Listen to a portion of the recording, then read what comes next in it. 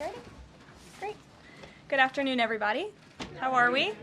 In total, since the Liberation Day announcement, nearly 70 countries have already reached out to the president to begin a negotiation.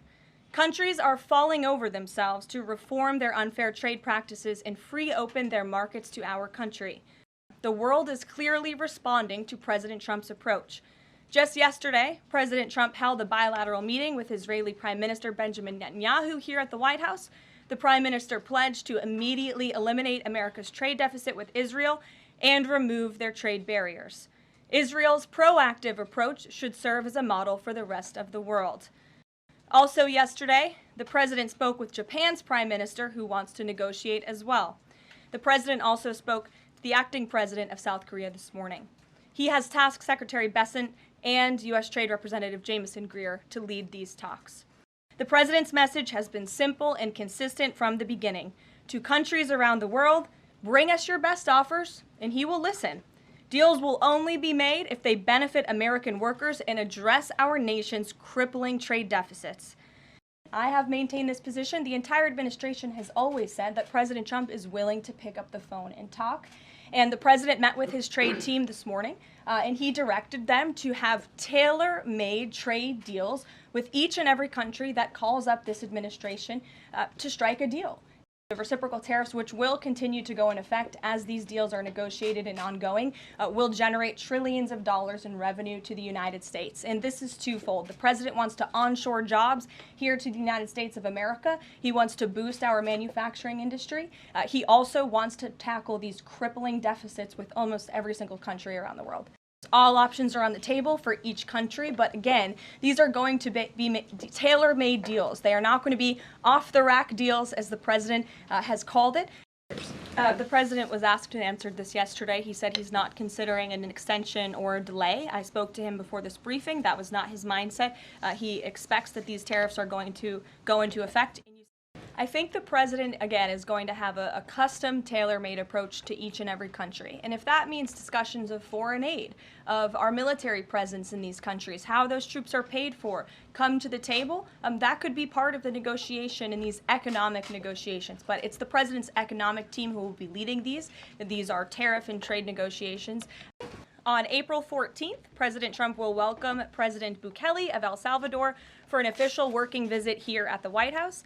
They will discuss El Salvador's partnership on using their Supermax prison for Tren de Aragua and MS-13 gang members, and how El Salvador's cooperation with the United States has become a model for others to work with this administration. On April 17th, President Trump will welcome Prime Minister Giorgia Meloni of Italy for an official working visit at the White House as well. You know, reversing them because he's having these negotiations and having these good talks with other leaders.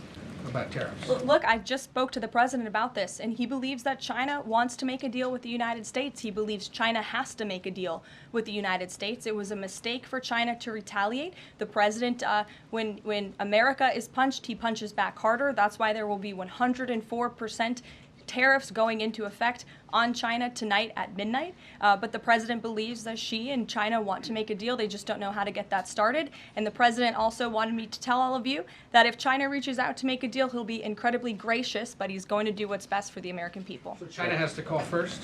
The Chinese want to make a deal. They just don't know how to do it. But the president will be implementing these 104% tariffs on China tonight.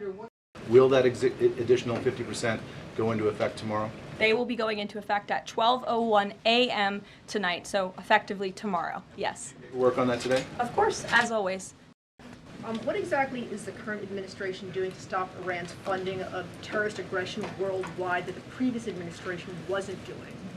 Well, first of all, when it comes to Saturday, I won't get ahead of the president. He has said there will be direct talks with Iran on Saturday. I won't further any details from this podium for obvious reasons, security reasons.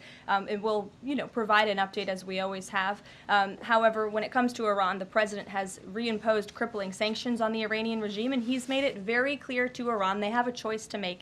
You can strike a deal with the president, you can negotiate, or there will be hell to pay. And as the president said yesterday, if they don't choose to move forward with diplomacy and a deal, which is the direction we do see them headed in, there will be grave consequences to pay. During meetings with Iran, President Trump says high-level officials will be meeting directly with Iranian officials. We're hearing some pushback from Iran now saying those talks will be indirect. Can you clarify? They will be direct talks on Saturday, and I won't get ahead of the president on any further details.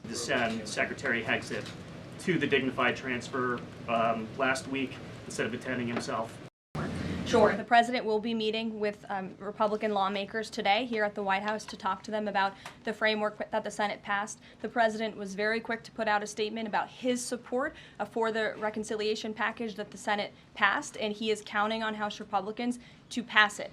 The Republicans received an overwhelming mandate from the American public to govern. We have an extraordinary opportunity. There are key promises that the president made to the American people in this bill: tax cuts, securing the border, deregulation, unleashing the might of American energy. These are good things for the American people. The president wants to see this get done, and that's why he's engaging with lawmakers today.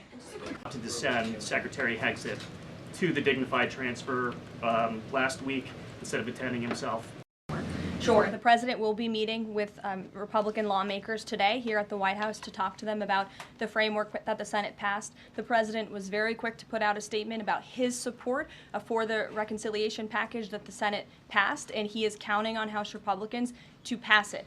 The Republicans received an overwhelming mandate from the American public to govern. We have an extraordinary opportunity. There are key promises that the president made to the American people in this bill: tax cuts, securing the border, deregulation, unleashing the might of American energy. These are good things for the American people. The president wants to see this get done, and that's why he's engaging with lawmakers today.